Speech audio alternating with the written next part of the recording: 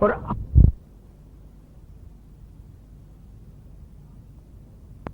اعتراف کر لیا کہ آپ ہمارے رب ہیں، ہم مخلوق ہیں، اب اس کا مطلب ہوا کہ کائنات کے اندر دو ہی پیدا ہو گئے، یعنی کائنات کا جو وجود انفرادیت پر قائم تھا کن کے کہنے کے بعد اس کے اندر دو رخ متعین ہو گئے۔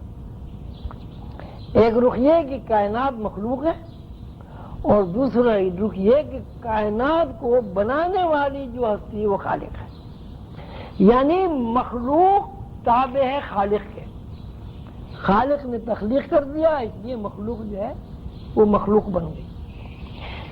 یہ جو آواز منتقل ہوئی اور اس آواز کی بنیاد پر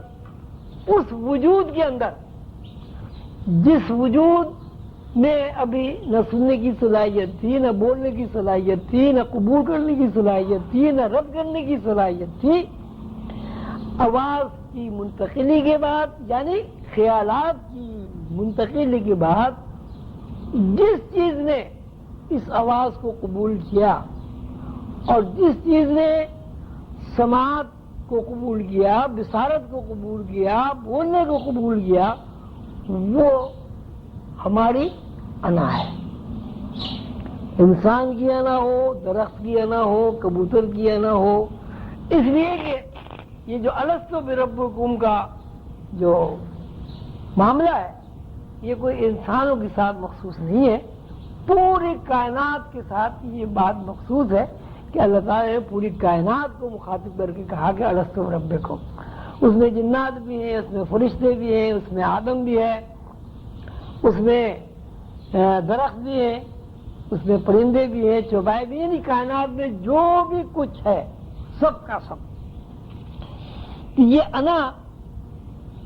وہ چیز ہے کہ جس نے اللہ تعالی کی آواز کو قبول کیا،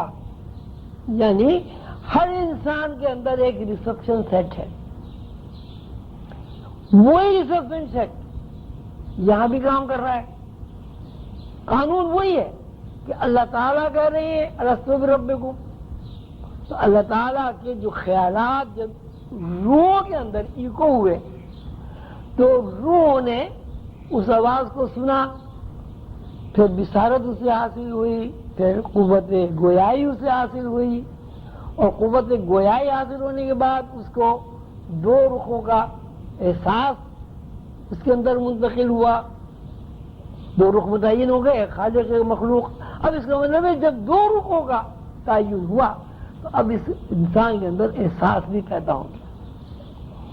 یہ انا جو ہے، انا کا مطلب یہ ہے کہ وہ ریسپشن سیٹ کہ جس نے پہلی مرتبہ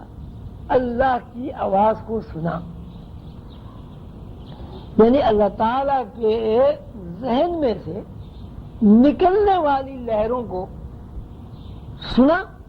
اور سن کے قبول کیا۔ یہ قانون ازل سے ابد تک رائج ہے، اور اس کی مثال جیسے میں نے آپ سے عرض کی کہ مادی وجود جو ہے جب تک انا مادی وجود کو سنبھالے رکھتی ہے مادی وجود قائم رہتا ہے، لیکن جیسے ہی انا وہ ریسپشن سیٹ جس نے اللہ تعالیٰ کی آواز سنی تھی مادی وجود کو قبول نہیں کرتا، مادی وجود ختم ہو جاتا ہے۔ وہ مادی وجود مٹی کا ہو، وہ مادی وجود روشنی کا ہو، وہ مادی وجود نور کا ہو۔ بات وہی ہے کہ ہم جو کچھ بول رہے ہیں یہ اس کا ایک تسلسل اور تواتر ہے الستو بربکم کا، اور معنی ہم اس لیے پہناتے ہیں کہ ہمیں صدیاں گزر گئی، لاکھوں سال کروڑوں سال گزر گئے کہ آواز کا ایک طریقہ ہم نے ایجاد کر لیا ہے۔ پہلے زمانے میں شروع میں جب زبان ایجاد نہیں ہوئی تھی تو لوگ چیختے تھے، اب آپ نے یہ دیکھیے گوریلے کیسے چیختے ہیں، بندر کیسے چیختے ہیں۔ دوسری بات یہ ہے کہ اگر یہاں کوئی چینی آدمی 10-15 ہو اور وہ بات کریں تو آپ کے ذہن میں چی کے علاوہ کچھ بات ہی نہیں آئی، چی سمجھیں، جبکہ وہ پوری بات کریں، اسی صورت سے اب انگریزی بولتے ہیں انگریز والے، وہ آپ کو سمجھ میں کچھ بھی نہیں آئے گا، آپ کو یہ پتہ نہیں کیا چیخ رہے ہیں، کیا بات کر رہے ہیں۔ تو اصل بات وہی ہے کہ گروہی تقسیم کے تحت قانون بولنے کا بنتا چلا گیا اور لوگوں نے اس چیز کے لیے الفاظ کا تعین کر لیا۔ مثلاً گلاس، تو اب اس نے کہا کہ ذہن میں آیا پانی، اور اس نے کسی نے گلاس رکھ دیا پانی کا بھر کے۔ اب پانی تو ہے لیکن جس چیز میں یہ پانی رکھا ہوا ہے بہرحال اس کا بھی کوئی نہ کوئی نام ذہن میں آیا اور اس طرح زبانیں بنتی چلی گئی۔ اب انسان میں اور حیوان میں فرق یہ بتایا جاتا ہے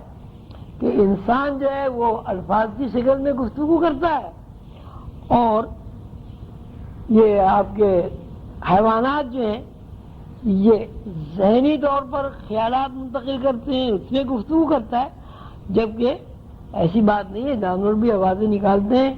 اسی کہیں آگے اسی قلندہ شور میں لکھا ہے کہ وہ مرغی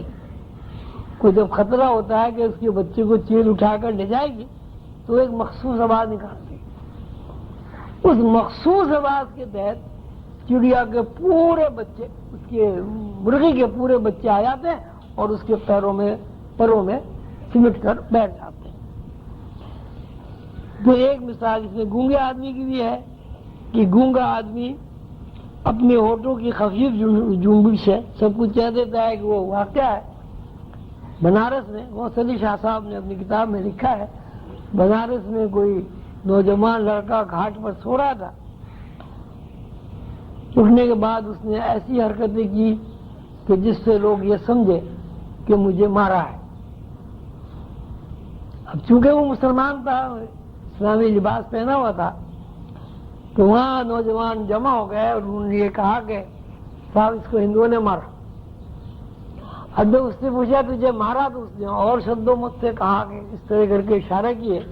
جس سے ظاہر ہوتا تھا کہ اسے مارا۔ وہاں ایک ہنگامہ کھڑا ہو گیا، آپس میں لڑائی ہو گئی، تو کچھ بزرگ ہندو کچھ بزرگ مسلمان جمع ہوئے اور انہوں نے کہا کہ بھئی یہ گونگے کی بات ہے، پتہ نہیں مارا نہیں مارا، خامخواہ بلوہ ہو جائے گا سارے شہر میں، فساد برپا ہو جائے گا، تو ایسا کرتے ہیں کہ اس کو اس کی ماں کے پاس لے چلتے ہیں۔ مشہور ہے نا، آپ نے سنا ہوگا گونگی کی زبان گونگی کی ماں سمجھتی ہے، ایسا وہ لے گئے ماں کے پاس۔ اب جیسے جیسے وہ گھر کی طرف بڑھتے چلے گئے ایک ہجوم ہوتا چلا گیا، بہت ہجوم ہو گیا، تو وہ بزرگ ہندو مسلمان دونوں ماں کے پاس پہنچے، بچے سے کہا کہ بھائی یہ کہتا ہے کہ مجھے مارا، جبکہ بظاہر کوئی سمجھ میں نہیں آتی تھی کیوں مارا ہے کہ آدمی سو رہا تھا، تو تم اس سے پوچھ کے بتاؤ کہ ہوا کیا۔ اس نے یہ اپنی ماں کو بتایا ہونٹوں کی جنبش سے، تو ماں نے آگے بتایا ہنستے ہوئے کہ صاحب اس کو کسی نے نہیں مارا، اس نے خواب دیکھا ہے، اور خواب اس نے یہ دیکھا ہے جیسے اس کی شادی ہو رہی ہے، اور یہ گھوڑے پہ بیٹھا ہوا ہے، لگام اس کے ہاتھ میں اس طرح کھینچ رہا ہے اور خوب ڈھول بج رہے۔ اب دیکھیے، اب یہ بات اس بات کی سند ہے کہ الفاظ کے سہارے کے بغیر بھی آدمی جو ہے گفتگو کر سکتا ہے۔ پوری پیتی کتاب میں اسی قسم کی ایک مثال میں نے لکھی تھی کہ آپ بیٹھے ہوئے ایک کمرے میں، آپ چاہتے ہیں آپ کا چھوٹا بیٹا یا بھائی اس کمرے میں نہ ہے، وہ کمرے میں آتا ہے، آپ صرف اسے دیکھتے اور آپ کے ذہن میں یہ بات ہوتی ہے کہ تم یہاں نہیں آنا، وہ بچہ واپس چلا جاتا۔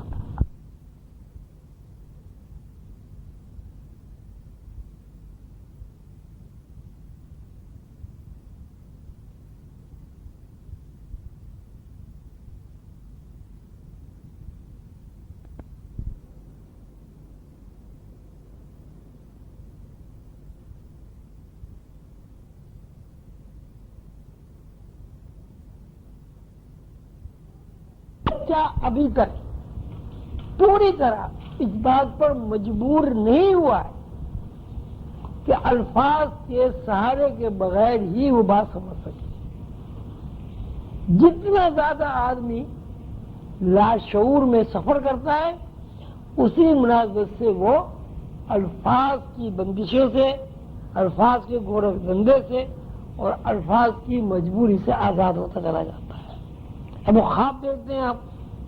خواب میں سبھی قسم کی باتیں کرتے ہیں تو جسم تو آپ کا نہیں ہوتا، لیکن آپ خوش بھی ہوتے ہیں، غصے بھی ہوتے ہیں، لڑائی بھی ہوتی ہے، فساد بھی ہوتا ہے۔ تو اب اس میں صورت یہ ہے کہ انسان کے اندر ابتدائے آفرینت سے جو بات کرنے کا طریقہ رائج ہے وہ اس بنیاد پر ہے کہ انسان نے اپنے خیالات کے اظہار کے لیے چیزوں کے نام کا تعین کر لیا ہے۔ چونکہ اس نے تعین کر لیا ہے اس لیے جب میں پانی کہتا ہوں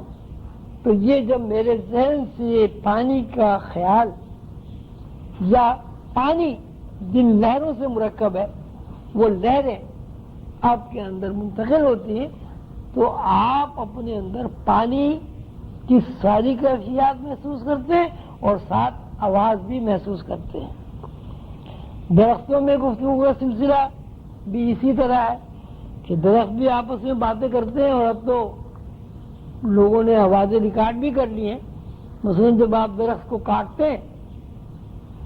تو اس کے اندر سے رونے کی اور چیخنے کی آواز نکلتی، لیکن اسی درخت کو جب آپ سنوارتے ہیں، زائد پتے اس کے توڑتے ہیں،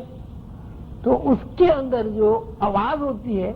وہ رونے اور چیخنے کی نہیں ہوتی بلکہ اظہار تشکر کے طور پر وہ آواز ہوتی ہے۔ بظاہر تو ہم کسی اس کو ہم درخت کو جب مارتے ہیں اور کچھ ہم ٹہنی توڑتے ہیں تو اس میں ایک آواز آتی ہے چیر دینے سے، لیکن اس آواز کو جو ریکارڈ کیا گیا ہے اس میں یہ بات بتائی گئی ہے اور سامنے کی نظر بھی آتی ہے اور لوگ سنتے بھی ہیں کہ اگر درخت کے ساتھ زیادتی کی جائے تو وہ درخت کے اندر سے جو آواز نکلتی ہے اس کا ایک تصور ہوتا ہے، رونے کا تصور پڑتا ہے، تکلیف کا تصور پڑتا ہے۔ لیکن اگر درخت کو سنوارا جائے،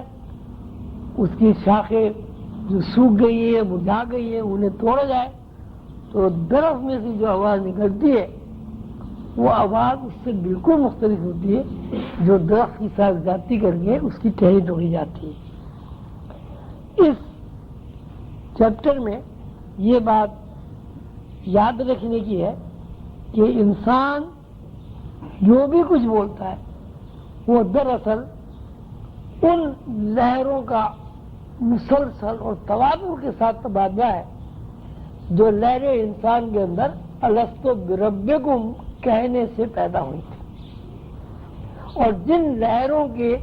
تسلسل اور تواتر اور ایکو ہونے سے انسان نے ساری کائنات نے اللہ کے رب ہونے کا اعتراف کیا تھا۔ ٹھیک ہے، اور کچھ پوچھنا ہے کسی کو؟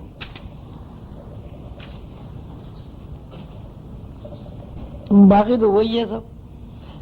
کنکر پتھر بھی بات کرتے ہیں، جمارات بھی بات کرتے ہیں، مٹی کے ذرے بھی آپس میں ایک دوسرے سے تبادلہ خیال کرتے ہیں۔ ہم یہ سمجھتے ہیں کہ وہ نہیں بول رہے ہیں۔ اب یہ بھی ہو سکتا ہے کہ ہماری جب ہم گفتگو کرتے ہیں تو درخت یہ سمجھتے ہوں کہ ہم نہیں بول رہے۔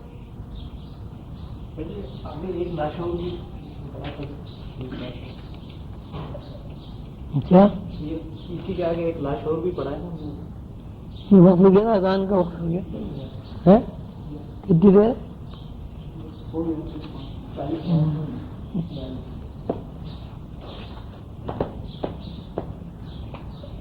جاوید کا وقت